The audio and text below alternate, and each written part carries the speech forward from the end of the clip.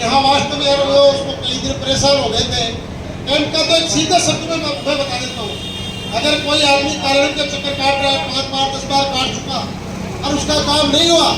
तो उसका काम इस कैंप के अंदर होना चाहिए। इस कैंप का एक ही मतलब है और कोई मतलब नहीं। क्योंकि कई बार आदमी ये देखता है कि यार या तो काम नहीं हुआ, लेकिन फिर वो कैंप की छूटता तो उसको एक उम्मीद बढ़ती है कि नहीं यार कैंप लाग रहा है तो फिर वो निश्चित रूप से काम बटे कैंप के मायने कराने से उम्मीद पूरी करवा की जिम्मेदारी जवाबदारी आप लोगों की। दूसरी बात, तमाम सामने प्रबुद्धजन सभी लोग बैठे हैं, उनसे मैं तो यही कहूंगा कि निरंतर हमारा प्रयास है, सरकार का प्रयास है कि एक सुशासन के रूप में, एक निष्पक्ष और पारदर्शी शासन के रूप में सरकार काम कर रही है। कहीं कोई दिक्कत आती है, कहीं कोई परेशानी आती है, कहीं कोई कर्मचारी आपको मान लो अनायास परेशान कर रहा है, कारण चाहे कुछ भी हो, तो आप बिना संकोच हमें बताएं, हम उसका समाधान करेंगे। साथियों, 12 साल माननीय मोदी जी को प्रधानमंत्री बने हुए हैं और निश्चित रूप से आपने इसका परिणाम भी देखा। पिछले 12 साल में चाहे देश की आर्थिक तरक्की की बात हो, चाहे देश में सुशासन की बात हो, हम सब इसको एक पॉलिटिकल दृष्टि से ना देखें, अगर वास्तविक दृष्टि से भी देखें तो आप लोग महसूस करेंगे कि जो 12 साल पहले रोज के अखबार के जो पन्ने सिर्फ भ्रष्टाचार की हेडलाइंस होती थी, ये घोटाला हो गया, ये हो गया, लेकिन आज वास्तविक तौर पे हम देखें तो कोई भी ऐसा प्रकरण 12 साल में देखने को नहीं मिला। क्योंकि जो सबसे बड़ी सीट पर बैठे, जो सबसे बड़ी जिम्मेदारी जो इस देश की जिस व्यक्ति के पास में है, माननीय मोदी जी, वो खुद पूरी ईमानदारी के साथ में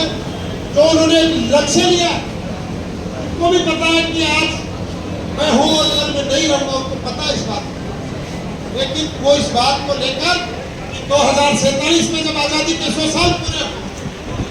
तो ये देश विकसित राष्ट्र बने, ये देश दुनिया में सबसे अग्रिम प्रगति का राष्ट्र बने, ये उनकी मंशा और ये मंशा तभी सफल हो सकती है जब चाहे जनप्रतिनिधि हो या अधिकारी हो, कर्मचारी हो या अन्य कोई भी व्यक्ति जिसको एक जिम्मेदारी तय है, अगर वो अपनी जिम्मेदारी को पूर्ण ईमानदारी के साथ में अगर उस जिम्मेदारी को पूर्ण करे तो ये सफल है। तो मैं बात और भी कहना चाहता हूँ साथियों, केवल सरकार मोदी जी ये नहीं है कि ठीक है सरकारी काम है वही करते हैं। मैं आपके ध्यान में लाना चाहता हूँ, 2-3 बातें बता के मैं मेरी बात खत्म करता हूँ। जब माननीय मोदी जी सबसे पहले प्रधानमंत्री जब बने 2014 में, तो उन्होंने बढ़ते ही एक सबसे पहले नारा दिया, बेटी बचाओ बेटी पढ़ाओ। दिखने में एक बहुत छोटा साधारण सा नारा था, लेकिन अगर आज हम उस बात की तुलना करें तो 2014 में जब हमारी बेटियां 1000 की संख्या के ऊपर 800 पैदा होती थी, आज 1015 उनकी संख्या। ये परिवर्तन है, ये भावना। और जब लोग प्रधानमंत्री बोलते हैं उसी के अनुसार राज्य सरकार काम करती है, उसी के अनुसार कानून बनाती है, उनकी मंशा के अनुसार वो आगे बढ़ती है अपनी योजनाओं में, चाहे उनकी फ्लैगशिप योजनाएं हो, अन्य कोई सरकारी कार्यक्रम हो, उन योजनाओं में उनकी बात का असर दिखता है।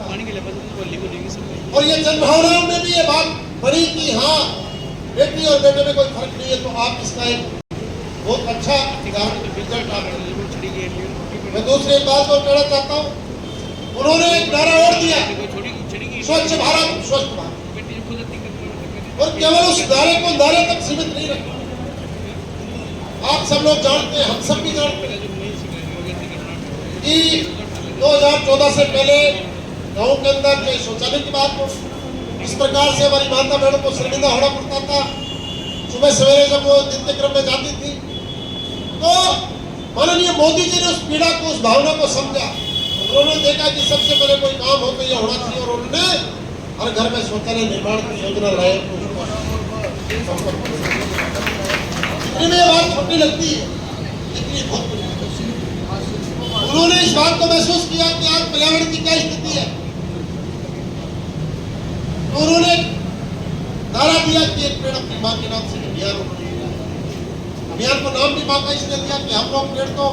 हो सकता है पहले भी लगाते हो, कम लगाते हो, लेकिन एक भावना के साथ उस बात को जोड़ा कि अगर कोई व्यक्ति अपनी मां के नाम से पेड़ लगाएगा तो निश्चित रूप से उसकी सांस और उसका रिजल्ट हम सब लोग देख रहे हैं। सरकारें भी उनका अनुसरण कर रही है। मैं यही का उदाहरण देना चाहता हूँ। पिछले साल